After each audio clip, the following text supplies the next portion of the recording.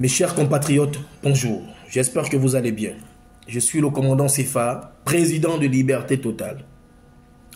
J'ai fait cette vidéo pour répondre à toutes les personnes qui m'ont interpellé sur la situation du pays, la cote des popularités du président, la position des jeunes dans les quartiers défavorisés.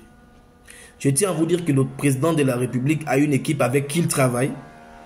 Et c'est ensemble avec cette équipe qu'il prend des décisions. Donc parfois il peut y avoir des actions qu'il pose et que ça n'arrange pas d'autres personnes. Mais sachez qu'ils savent exactement ce qu'ils sont en train de faire. Donc je n'ai pas trop d'arguments sur ça. La seule chose que je peux vous dire, c'est qu'ils savent ce qu'ils sont en train de faire. Pour la cote de popularité du président, dans les quartiers surtout sous-intégrés, oui, il a beaucoup baissé.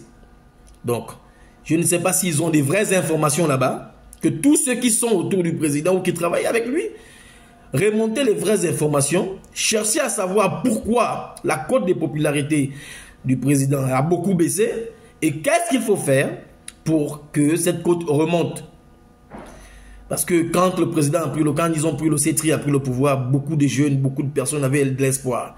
Maintenant, après avoir fait un bilan, après un an, le bilan n'est pas très positif. C'est à cause de ces choses que les attentes qui n'ont pas été effectivement effectuées, c'est tout cela qui fait en sorte que la position, sinon la cote des popularités du président, chute de jour en jour.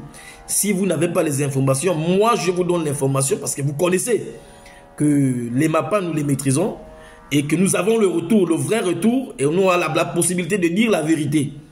Pas faire de fémanie ou de mystification.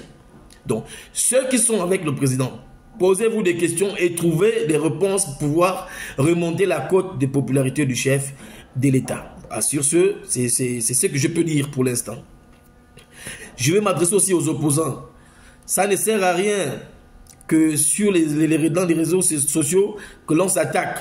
Si l'opposition, pas les bandits qu'on connaît depuis, s'il y a une vraie personne qui serait capable de dire qu'il se présente et que c'est lui qui serait la figure de l'opposition, montrer cette personne dès maintenant, en fait, que les Gabonais puissent voir et se préparer, parce que ce ne serait pas l'année prochaine ou en peu de temps, en quelques temps des élections, que les gens vont maintenant réfléchir comment il faut faire, ou qui nous allons mettre au pays, pour diriger le pays.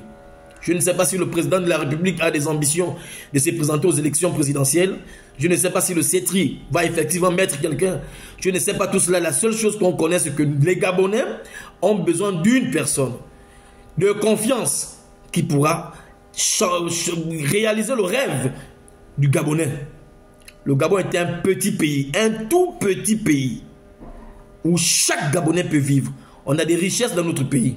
Mais nous n'arrivons pas à comprendre pourquoi il y a toujours un grand nombre de Gabonais qui souffrent.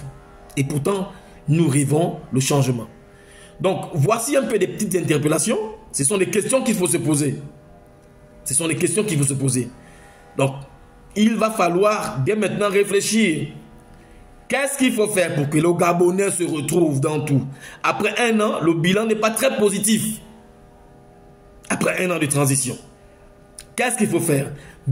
Poser de vraies questions sur la table et trouvons les solutions afin que le Gabonais lambda puisse vivre, ne puisse pas manquer de l'emploi ou de quoi manger le matin. Voici en 3 ou 4 minutes ce que je voulais dire sur les interpellations de toutes les personnes qui m'ont posé des questions concernant la transition et la position de la jeunesse au sein de la transition. Que Dieu vous bénisse abondamment et joyeux Noël encore. Je vous remercie.